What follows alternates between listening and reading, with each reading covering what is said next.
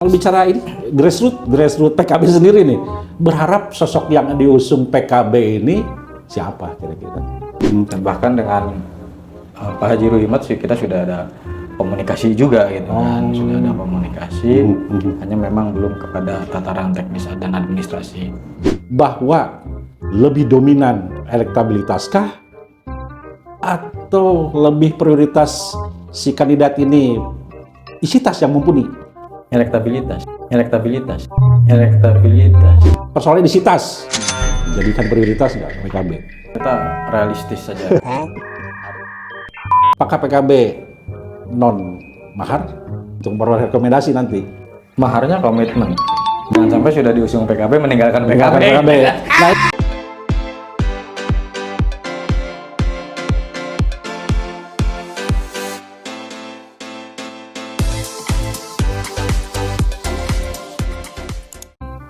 pemirsa Metro Buana dimanapun Anda berada, kita bertemu kembali di segmen podcast Siang.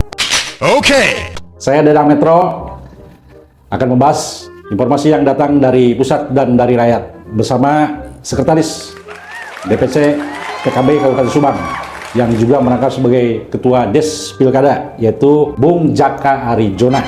Selamat sore. Selamat sore. Bung Jaka. Gaspol sekarang ya, menjelang Pilkada. Gaspol. Gaspol. Kaitan dengan apa Gaspol ini? Penjaringan kah? Kalau dengar-dengar sekarang sedang apa? Dilaksanakan penjaringan bakal calon bupati. Nah, berapa yang sudah mengambil formulir dan mengembalikan formulir ini? Oke, terima kasih. Tepat kemarin tanggal 28, DPC PKB Kabupaten Subang melakukan penjaringan calon kepala daerah dengan dilakukan juga talk show gitu kan, talk show dengan tema menyerap aspirasi dari masyarakat, siapa pemimpin yang dirindukan oleh umat gitu kan. Artinya yang bisa memberi solusi bagi kemajuan Kabupaten Subang. Ya. Alhamdulillah kemarin hadir Sekjen KIPP Pak Kakak Suminta sebagai narasumber, Ketua PCNU Pak Kiai Satibi, dan dari Muhammadiyah juga hadir memberikan talk show gagasan gitu, karena kita di Subang ini ingin menciptakan politik gagasan ke depan ini. Ya, kalau raihan suara di Pileg kemarin PKB di 2000 periode kemarin berapa kursi kan? 6 kursi. Sekarang di Pileg sekarang alhamdulillah di situasi politik yang luar biasa kita masih bisa bertahan di 6 kursi. Tapi suara alhamdulillah naik menjadi 99.330. Ya.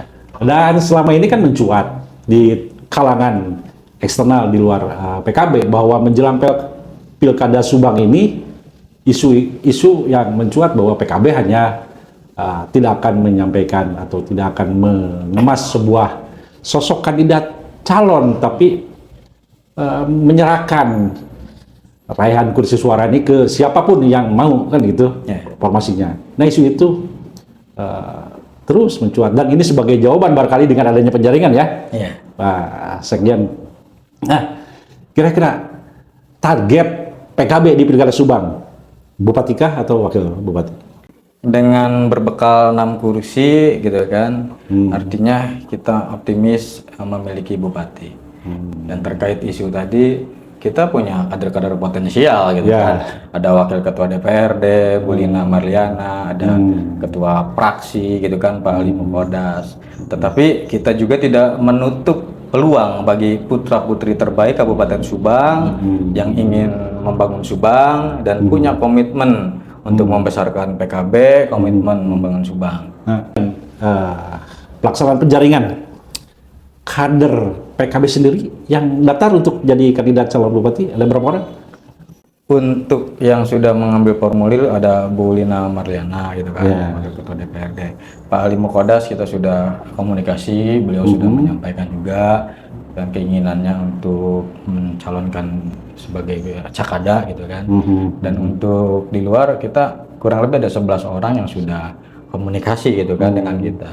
Dan kemarin yang sudah mengambil formulir dan menyerahkan berkas ada Pak Indra Jenal, Kades dan Saga, ada Ibu Mary Langoy, Ibu Mary Langoy, gitu kan, notaris itu ya. Notaris. Ya, saya lihat itu kader putra-putra terbaik Kabupaten Subang gitu kan. Ada tokoh muda Kang Cepi yang kemarin sudah Oh, daftar. diusulkan, Belum, diusulkan oleh teman-teman muda gitu kan. Dan bahkan dengan Pak Haji Ruhimat sih kita sudah ada komunikasi juga gitu kan, sudah ada komunikasi, hanya memang belum kepada tataran teknis dan administrasi. Ya. Jadi dengan incumbent pun sosok Haji Ruhimat sudah komunikasi. Sudah. Cuma secara formil di saat dibuka penjaringan belum mengambil formulir pendaftaran. Karena kita masih ada waktu 1 minggu ke depan gitu kan. Dan kita itu tidak boleh menolak orang yang mau bergabung. Betul, betul. Nah, PKB sendiri melihat sosok incumbent Haji Ruhimat tadi sebut bahwa sudah ada komunikasi. Apakah sebagai magnet ini sosok Haji Ruhimat ya incumbent Bupati Subang? Apakah PKB melihatnya seperti apa terhadap sosok itu? Ya faktanya hasil komunikasi saya dengan beberapa partai politik gitu kan, dengan beberapa elit politik, sosok Haji Ruhimat itu masih sangat dipertimbangkan gitu kan, masih sangat dipertimbangkan oleh partai-partai lain. Iya, iya. Saya kira Kalau bicara ini grassroots PKB sendiri nih, berharap sosok yang diusung PKB ini siapa kira-kira? ya kemarin makanya kita melakukan talk show itu ya salah satunya menyerap informasi, menyerap keinginan, karena hadir juga beberapa perwakilan dari kampus dan organisasi kemahasiswaan. Sosok seperti apa yang kemudian nanti karena kita rumuskan bareng-bareng dan kita hantarkan ke DPP tentunya. Iya, iya. Ini loh kandidat-kandidat yang kita usung dengan track record dan latar belakang yang berbeda-beda, sehingga nanti akan ketemu sesuai dengan keinginan umat yang bagaimana. Semakin banyak yang mendaftar, maka semakin banyak pilihan yang terbaik gitu kan di antara yang mendaftar itu. Kalau deadline penjaringan sampai tanggal berapa, hari apa? 1 minggu ke depan. 1 minggu ke depan, berarti sekitar tanggal berapa? Awal 5 Mei. 5 Mei. Nah, setelah 5 Mei ini habis jeda penjaringan, desainnya seperti apa di PKB Subang? Apakah semuanya disampaikan ke DPP ya? Atau seperti apa nih, Pak? Jadi menurut peraturan partai yang diturunkan oleh DPP terkait des pilkada gitu kan, terkait pilkada ini, langkah awal kita adalah melakukan penjaringan di kabupaten, di tingkat kabupaten. Setelah itu kita usulkan nama-nama tersebut ke DPP. Semua yang mengembalikan formulir. Nama-nama itu kita usulkan ke DPP dan nanti akan turun yang namanya rekomendasi tahap 1. Rekomendasi tahap 1. Rekomendasi tahap 1. Apa rekomendasi tahap 1? Rekomendasi tahap 1 ini para calon kepala daerah ini dibekali surat rekomendasi untuk melakukan konsolidasi dan sosialisasi terhadap internal PKB maupun eksternal PKB, termasuk dengan partai-partai lain untuk melakukan komunikasi kaitannya dengan koalisi gitu. Apakah semua yang mengembalikan formulir kemudian yang disampaikan oleh DPC PKB Subang memperoleh rekomendasi tahap 1 kah? Atau tidak semuanya nih? Selama memenuhi syarat administrasi dan bisa bisa menjawab barangkali ya, bisa menjawab syarat dan prasyarat yang disampaikan oleh partai gitu kan. Karena rekomendasi tahap 1 ini bisa saja dikeluarkan kepada lebih dari 1 orang. Oh, bisa lebih daripada seorang, satu-satu. Nah, selain aspek administrasi kelayakan dari bakal calon kepala daerah atau Bacakada, kira-kira ini persoalan yang satu ini tidak terlepas dari harapan semua partai pengusung. Persoalan identitas jadikan prioritas nggak PKB terhadap salah seorang yang mendaftar di penjaringan ini. Ya, kita realistis saja gitu kan. Artinya pemilu 2024 kemarin itu selama sejarah reformasi pemilu yang paling barbar gitu kan. Barbar. Tapi isi tas ini kan endingnya itu kan pada elektabilitas gitu kan, popularitas ya. Saya kira selama orang itu mampu mencitrakan dirinya gitu kan, popularitasnya luar biasa, elektabilitasnya luar biasa, politik kehadirannya di masyarakat mampu meyakinkan masyarakat Kabupaten Subang, saya kira itu menjadi nomor sekian gitu kan. Tapi ya justru rumusnya kan bisa dibolak-balik Pak. Kalau orang populer tidak punya kapasitas, maksudnya elektabilitasnya masih kurang, ya saya kira perlu juga ditopang oleh isitas gitu kan. Tinggal kita calon ini mau pakai rumus yang mana gitu kan. Kalau desain dari pilkada sendiri, mungkin hampir sama dengan teman-teman kepengurusan yang lain, bahwa lebih dominan elektabilitaskah atau lebih prioritas si kandidat ini isitas yang mumpuni? Elektabilitas. Walaupun tidak disupport oleh isitas yang mumpuni, bisa jalan. Kalau elektabilitasnya sudah Bang, kos politik itu ada. saya katakan bahwa bukan berarti tidak butuh kos politik. Kos politik itu tidak bukannya harus gitu kan. Kos politik itu harus ada. Tapi kan kita lihat nilainya tidak harus sama gitu kan antara si A dengan si B itu.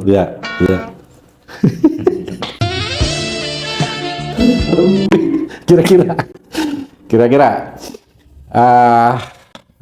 terhadap teman-teman, karena di PKB Subang sendiri raihan kursi di DPRD Subang 6, artinya masih kurang untuk persyaratan mengusung paslon. Dengan partai mana yang klik kira-kira untuk sementara ini yang sudah punya komunikasi? Saya hampir semua partai sudah komunikasi gitu ya. Artinya PKB ini dengan posisi 6 kursi ini bisa menjadi bandul. Bisa menjadi bandul. Insya Allah siapapun yang berkoalisi dengan PKB ya dia pemenangnya hari ini. Artinya dengan di posisi modal 6 kursi suara berarti harga mati calon bupati atau wakil bupati kira-kira. Dinamis. Bisa nanti di posisi wakil bupati, atau kalau misalkan selera DPP sendiri untuk calon bupati kah PKB Subang atau wakil bupati seruannya? DPP itu mengembalikan kepada DPC. Gitu. Artinya kita juga tidak memaksakan kehendak manakala situasinya memang kita diharuskan di T2 misalnya. Karena target kita menang. Mau T1, mau T2, target kita menang. Kalau bicara target sosok seiring dengan penjaringan ini, harus berapa orang kira-kira apa diharapkan oleh pihak panitia penjaringan di PKB? Baru berapa orang kan sekarang? 4. Baru 4 yang daftar dan mengembalikan formulir. Kira-kira ada target berapa orang lagi? Ya minimal kita 10 orang gitu kan. 10 orang. Kalaupun tidak sampai 10 orang ya justru kita tidak mau memaksakan orang yang tidak ingin gitu kan. Artinya yang datang dan mengambil itu ya orang-orang yang serius. Nah, kemudian ada isu seputar mahar. PKB sendiri apakah membuka atau menyampaikan bahwa persoalan mahar itu, apakah PKB non mahar atau mahar tetap harus ini untuk memperoleh rekomendasi nanti? Maharnya komitmen. Maharnya komitmen untuk mengembangkan, membesarkan PKB dan memajukan Kabupaten Subang. Oh itu ya, maharnya sebuah komitmen untuk membesarkan PKB di Kota Subang. Tanpa embel-embel, harus mahar persoalan cuan. Bukan. Mahar komitmen. Kalau begitu, siapapun nanti calon Cakada Subang yang diusung oleh PKB harus benar-benar komitmen bagaimana PKB Subang besar. Iya. Itu. Jangan sampai sudah diusung PKB meninggalkan PKB. Nah itu. Mata PKB sendiri, sosok Pak Jurimat itu komitmen terhadap salah satu partai atau gimana nih? Kalau bicara dikorelasikan dengan barusan. Ya artinya itu menjadi bagian dari apa ya? Bagian dari kita membaca rekam jejak seseorang gitu kan, Mbak. Tapi kan sebaik-baik manusia ini yang mau berubah gitu kan. Yang mau berubah artinya jika beliau ingin berubah dalam hal tadi komitmen kepartaian ya bukan berarti tidak mungkin gitu kan. Selama tadi mahar komitmennya ya mau dijalankan gitu kan. Nah, selama komunikasi politik antara PKB dengan Pak Jurimat sampai sejauh mana ini? Apakah beliau klik dengan PKB nanti di pilkada atau hanya sebatas say hello? Gimana nih kira-kira? Saya kira sudah menuju ke arah yang sedikit serius lah. Ya, matang ya. Sudah Masih matang. Dan begitu pun dengan calon-calon yang lain gitu, Ya. dengan orang dengan kayak yang sudah mengambil formulir dan sebagainya. Artinya ya komunikasinya sama gitu kan, kurang lebih. Oke. Dan dari 4 orang ngasih penjaringan per hari ini, kira-kira yang menurut panitia Des Pilkada, teman-teman Des Pilkada PKB, yang mana nih? Apakah lebih berkecenderungan skala prioritasnya kader atau di luar kader? Kira-kiranya. Pokoknya setelah mendapatkan rekomendasi tahap 1 itu, tugas Des Pilkada itu adalah memantau dan mengevaluasi. Jadi kita tidak bisa menjustifikasi hari ini karena mereka baru mengambil dan menyerahkan persyaratan baru kemarin gitu kan. Nanti setelah rekomendasi tahap 1 ini keluar, kita evaluasi. Lebih condong ke siapa gitu. Dan semua bobotnya sama lah kira-kira. Kalau di grassroots sendiri berharap kaderkah yang harus muncul atau Kalau di internal nih?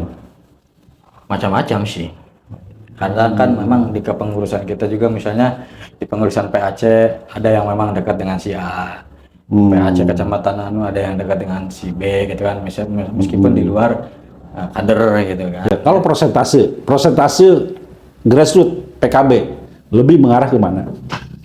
Karena tadi keterkaitan komitmen ya cenderung lebih ke kader gitu kan. Cenderung lebih ke kader. Cenderung lebih ke kader karena barangkali tadi komitmennya bisa lebih terjaga. Ya. Gitu.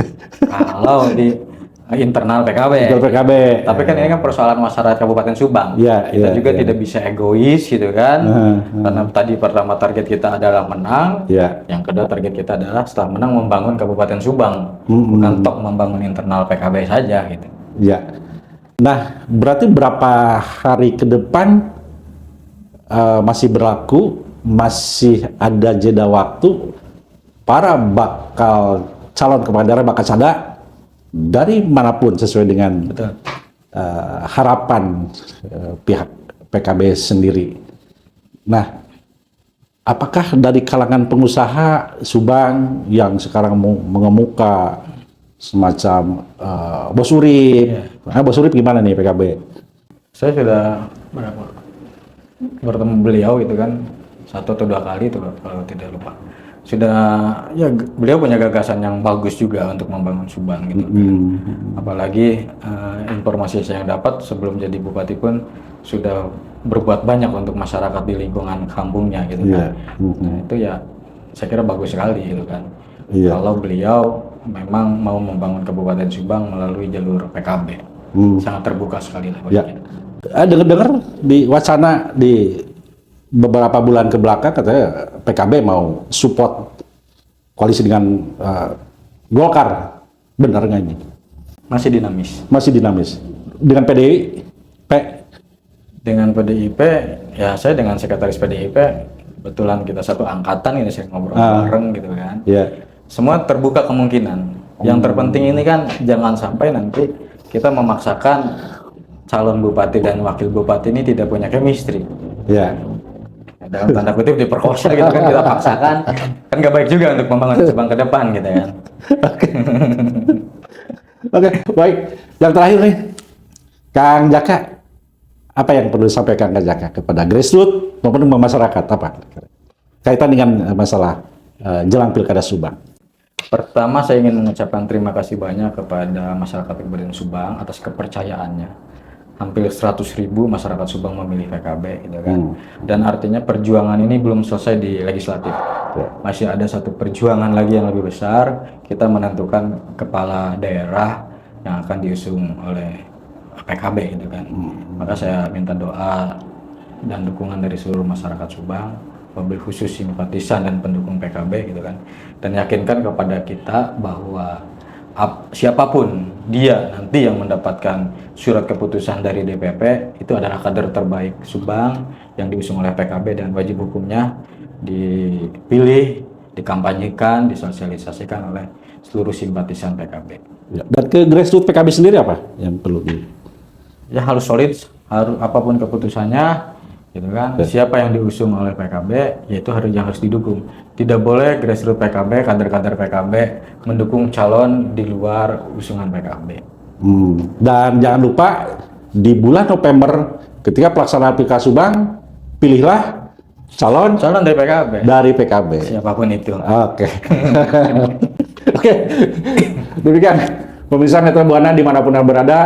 Kita berjumpa kembali di segmen podcast lain bersama podcast Ong Sia.